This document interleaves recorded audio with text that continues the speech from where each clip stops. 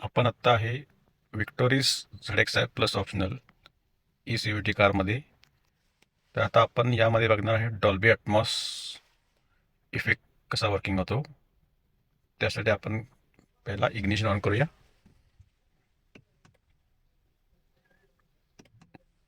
झालं ignition on. Welcome powerful Victoris. Welcome powerful Victoris.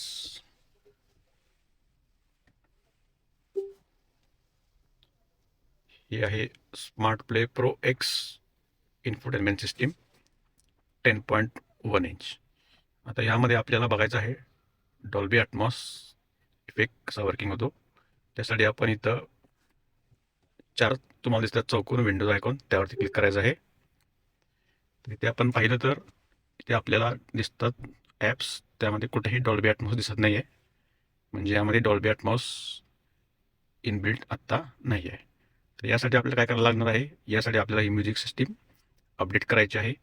तर त्यासाठी आपल्याला सर्वप्रथम या म्युझिक सिस्टीमला कनेक्ट करावं लागणार आहे वायफायसाठी. तर वायफायसाठी कनेक्ट करायला इथं स्क्रॉल करायचं, इथे आहे वायफाय. आता इथे आपण वायफाय कनेक्ट करूया. आता आपल्याला कनेक्ट करायचं आहे वायफाय, इथे क्लिक करूया. तर कनेक्टेड नेटवर्क बघितलं तर नॉट कनेक्टेड आहे, त्याच्या खाली अवेलेबल नेटवर्क्स दाखवते. तर नेटवर्क्स कुठले कुठले अवेलेबल आहेत चेक करूया. तर इथे एवढे नेटवर्क्स आपल्याला अवेलेबल दिसतात. त्यातलं आपण आपलं नेटवर्क सिलेक्ट करूया. इथे आहे कनेक्ट, केलं क्लिक. नेटवर्क सिलेक्शन, इथे टाकूया आपण पासवर्ड.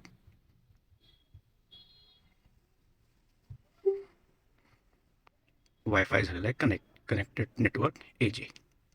ठीक आहे. तर आता आपण परत जाऊया होम स्क्रीन. तर आता इथे आपल्याला सॉफ्टवेअर अपडेट करायला पाहिजे डॉल्बी ॲटमॉससाठी. तर त्यासाठी आपण क्लिक करणार इथे सेटिंग आयकॉनवरती.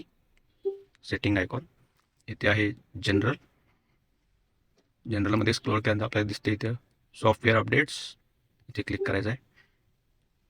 इथे सॉफ्टवेअर अपडेट्समध्ये आणि ओव्हर द एअर अपडेट. आता हे सॉफ्टवेअर अपडेट चेक करत आहे, चेकिंग फॉर सॉफ्टवेअर अपडेट. थोडा वेळ हे स्क्रोल होत राहील.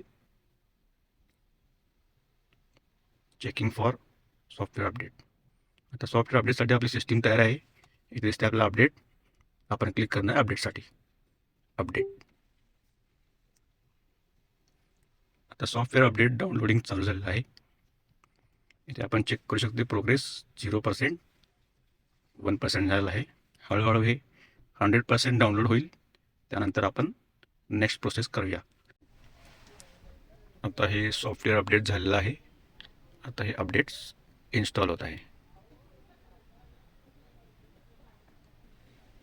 यासाठी पुन्हा थोडा वेळ घेईल, त्यानंतर सॉफ्टवेअर अपडेट इन्स्टॉल होईल. आता हे सॉफ्टवेअर अपडेट झालेलं आहे. तर आपण आता याला करणार ॲक्टिवेट. इथे क्लिक करायचं ॲक्टिवेट नाव. ॲक्टिवेट नावला क्लिक केल्यानंतर ॲक्टिवेटिंग न्यू सॉफ्टवेअर. आता इथे पण हे काही थोडा वेळ घेईल, त्यानंतर आपलं हे सॉफ्टवेअर अपडेट होईल. आता हे सॉफ्टवेअर अपडेट झालेलं आहे. आता आपण पुन्हा एकदा म्युझिक सिस्टीम चालू करूया.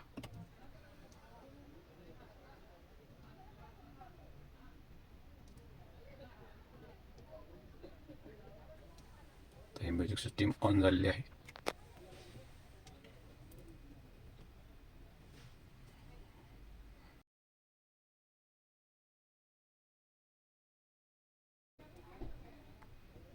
ओके, म्युझिक सिस्टीम आपली आता अपडेट झालेली आहे.